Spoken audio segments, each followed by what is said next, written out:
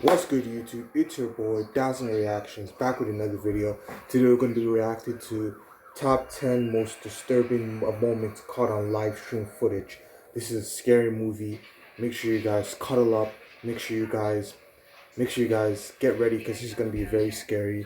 I'm not responsible for you guys pissing your pants, screaming, yelling in the middle of the night. So I'm not responsible for none of that. This is going to be a scary movie, so brace yourselves. This is going to be really scary. So let's get into this video. On the 26th of August 2018, the gaming bar Good Luck Have Fun in Jacksonville, Florida was holding a Madden NFL tournament. It was day 2 of the competition, and the venue was packed with over 150 competitors and spectators filling the space. The whole thing was also being streamed live on Twitch to a global audience. Unbeknownst to everyone watching, the live stream was about to come to a sudden, tragic end. At around 1:30 p.m., an armed man entered the building out of nowhere and opened fire into the crowd. The live camera feed just happened to cut to full-screen gameplay just a second before the incident, but viewers could still hear the gunshots ringing through the crowded room. Inside the bar, everything descended into chaos within seconds. Some players dropped their controllers and tried to find cover under the small tables, while others tried to make their way to the exits. Unfortunately, it was a small venue with equipment and clutter everywhere, making it near impossible to get out quickly. Luckily, the firefighters union was training in the area when the attack happened, allowing them to reach the site in just 2 minutes after the first 911 call at 1:34 p.m. They provided critical first aid to the victims who managed to escape the building, but they couldn't go inside to look for more survivors. They were completely unarmed, and while the shooting had stopped by then, the suspect was likely still inside. Fortunately, the police arrived just a few minutes later. They began sweeping the building immediately to find and apprehend the attacker before he caused any more harm. By the time officers reached the tournament venue, however, he was no longer breathing.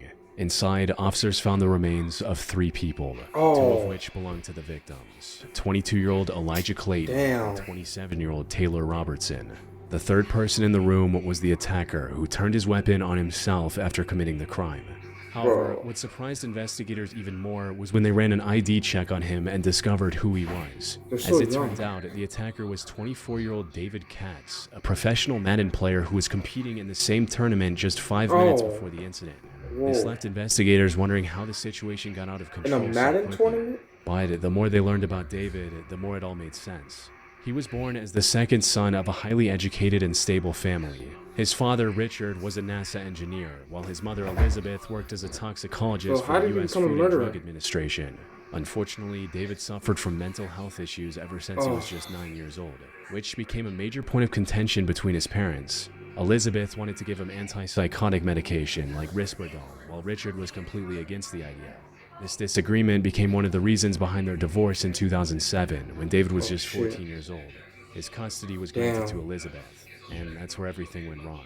David spiraled out of control after the divorce and locked himself in his room. He missed long stretches of school, and when he did attend, he stayed quiet and avoided interacting with his classmates. Instead, he spent most of his time playing competitive games like Madden in his room, which later paved the way for a professional career.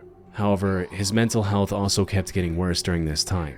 He was prescribed antidepressants by a psychiatrist and was also sent to mental health facilities on 2 different occasions. And unfortunately, he didn't have the best time living with his mother either, with him even sending a handwritten letter to a judge to request a change of custody after his 16th birthday, stating, "Today is my birthday and I'm turning 16 years old. I live with my mom and have been wanting to live with my dad. My mom is pretty crazy. She's called the police on me about 20 times for pretty much nothing, like coming home a little late or something. She also gets drunk and starts yelling at me and poking me and doesn't leave me alone and always takes my stuff because she feels like it. She has twice sent me to mental hospitals and once to a wilderness therapy program for no significant this kid needs reason. help. I also can never talk to her anymore because I hate her more than anything in the world." All of these problems left David with deep-seated mental health issues that persisted as he became an adult. He came across as extremely standoffish and rarely got along with other pros in the competitive Madden community. His relationship with Elijah was especially bad, with the 2 often clashing with each other at tournaments. Elijah also posted David's Madden strategy guide online for anyone to download for free, which only made David feel more resentful. This all came to a head on August 26, 2018, when, after losing to Elijah, David stormed out of the building and returned a few minutes later with his firearm. David had brought his guns with him on the trip, so it's unclear if the attack was premeditated or a spontaneous reaction to the loss. One thing that was clear, however, is that Elijah was his primary target. Viewers of the live stream even saw a laser hitting Elijah's chest moments before David opened fire. Besides Elijah and Taylor, David injured 10 other people during the attack. Fortunately, none of these other victims' injuries were fatal, and they all managed to survive without any lasting physical harm. Thank you, God. Thank you. We got an ad. That was crazy, Teaching people bro. is very important. That was crazy. And they all managed to survive without any lasting physical harm. The Katmai National Park in Alaska is home to dozens of strategically placed cameras to observe the local brown bear population. Feed from these cameras is also live streamed on the internet, mainly for education and entertainment. Viewers tune in to watch bears compete for the best fishing spots and get ready for hibernation. But in September 2023, one of these live streams ended up serving a much greater purpose. On the 5th of September, the camera mounted on the peak of Dumpling Mountain showed a man emerging from the dense fog. He was likely a hiker who had climbed the mountain earlier that day, but had become lost and stranded due to extreme weather. And it wasn't looking good. He was soaked to the bone and was visibly shivering with each step. However, with the little strength he had left, he approached the camera and said something into its mic. It was extremely windy, making his words almost impossible to hear. Fortunately, the one word viewers were able to make out was the most important one. What do you say?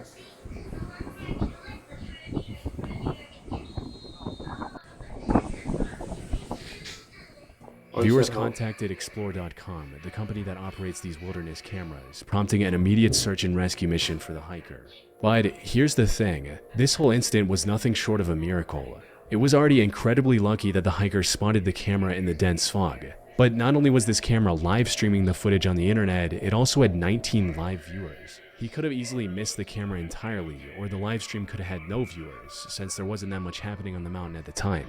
And if that were the case, the chances of him surviving would have been close to zero. First was the threat of hypothermia. Even in September, temperatures on Dumpling Mountain can drop to near freezing, especially when accompanied by wind and driving rain.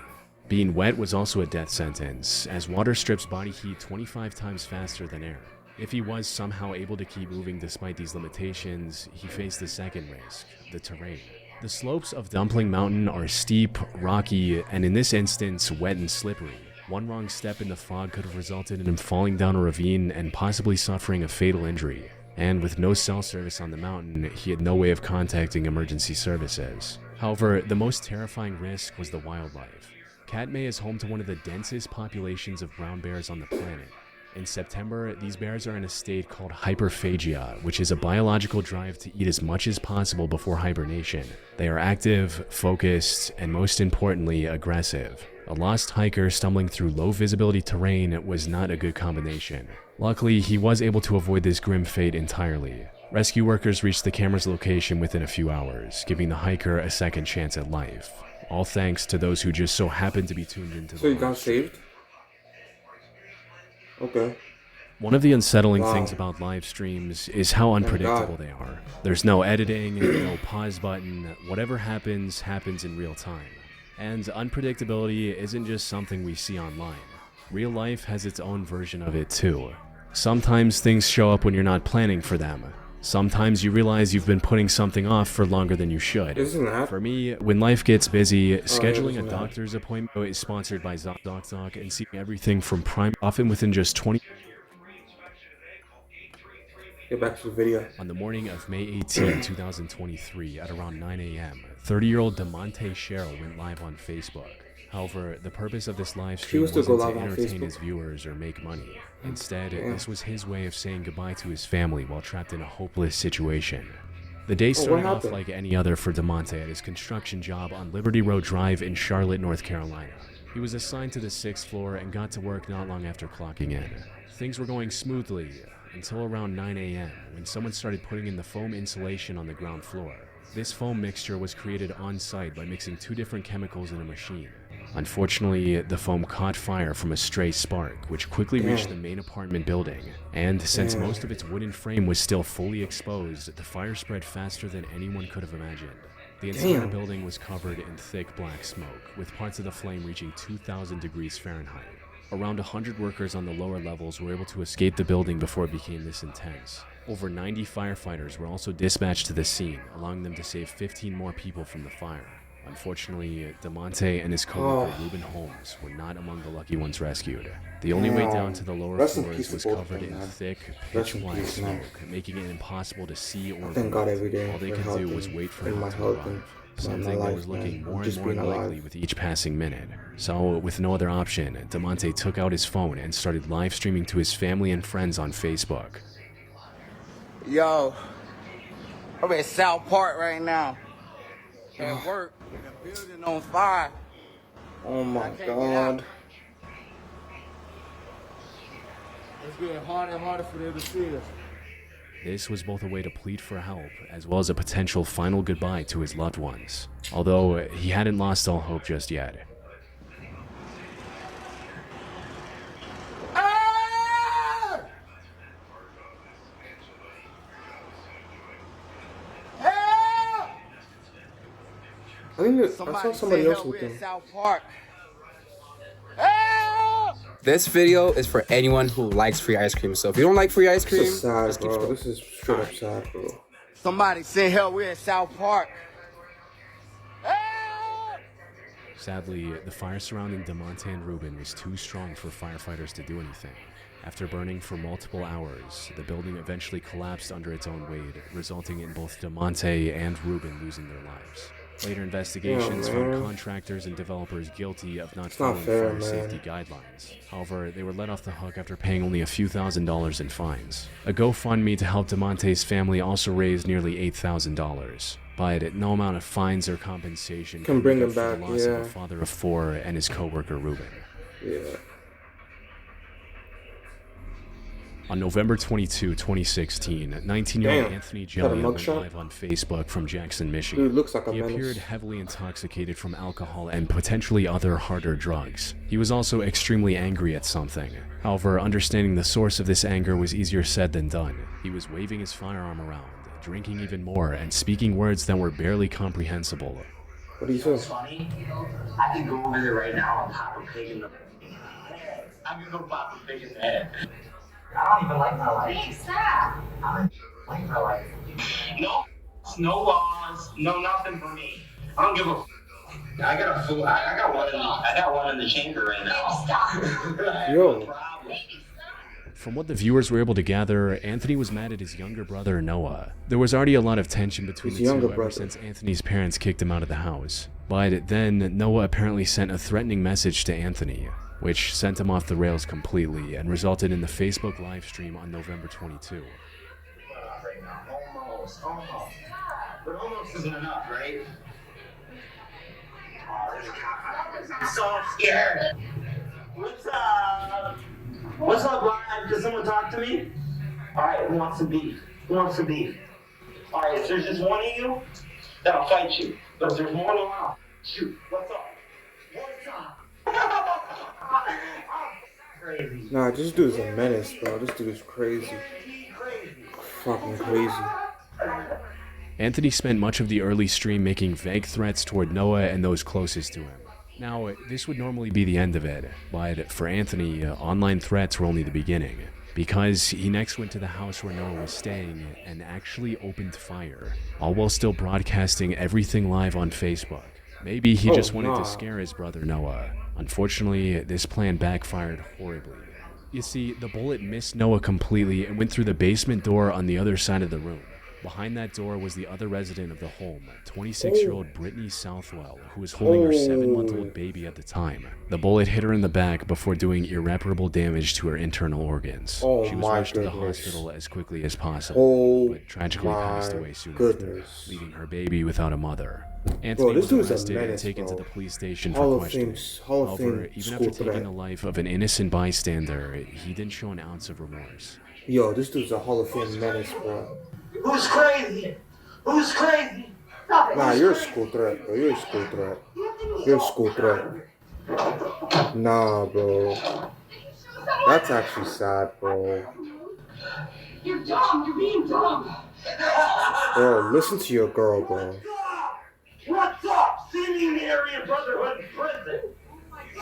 This dude just He took went the as far life as to say of that an he could have innocent killed woman, everyone in bro. that house if he wanted to during interrogation, as if that You're somehow bragging now justified about or it? excused what he did. Anthony Exactly. stood You're trial for bragging taking about the it now. life of Brittany in May 2018 and was given a You're not life tough, buddy. sentence without the Look at possibility it. of Look at his parole. face, bro.